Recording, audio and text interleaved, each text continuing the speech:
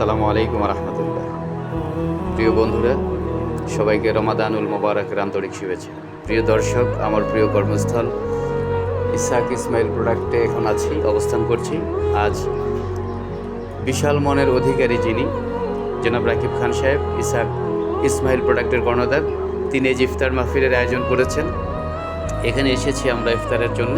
ইফতারের পূর্ব মুহূর্তে এই যে কিছু সময় দেখাচ্ছি আপনাদের যে ভিডিও, বিভিন্ন রকমের ফল ফলাদি, নানা রকমের ইফতারের আয়োজন করেছেন তিনি। আজ 16 রমাদান।